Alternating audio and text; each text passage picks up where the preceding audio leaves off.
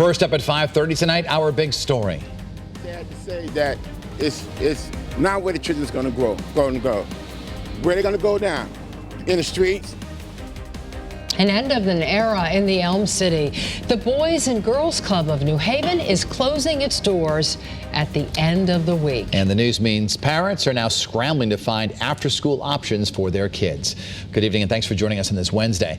I'm Dennis House. And I'm Denise DeCenzo. Channel 3 New Haven Bureau Chief Matt McFarland is live with the mobile newsroom with an update for us on this story tonight. Matt? Well, Denise and Dennis, a meeting taking place inside the Boys and Girls Club right now started at 5 o'clock.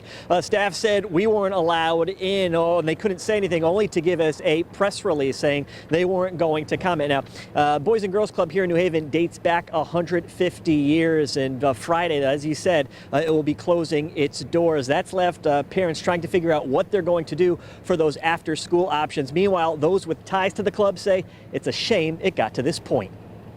Don't take this from our children. Do not take this from our children. Lonnie Adams, who says his nephew spent time at the Boys and Girls Club of New Haven, stopped by the Columbus Avenue hangout this morning, offering up a prayer after hearing it would be closing down come Friday. Now where our children's going to go, where they're going to practice basketball at, where they're going to do their homework at.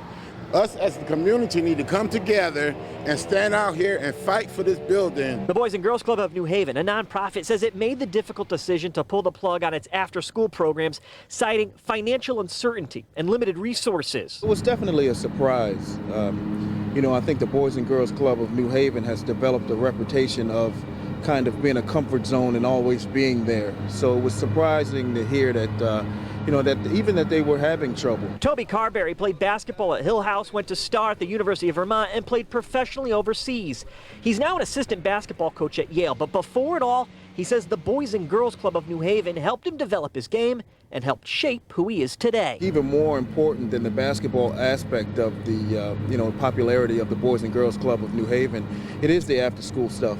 It's the enrichment programs. It's the I was just on the phone with a good friend of mine who is pretty upset because he's got children that go to the after-school program there, and he relies on them. Carberry says for many in the Elm City, the Boys and Girls Club of New Haven is generational, a rite of passage, one whose days sadly appear to be numbered. It's just a shame that we have to say goodbye to that. Hopefully something can be done over these next couple weeks to kind of reconsider or come up with a plan that we can have that resource going forward.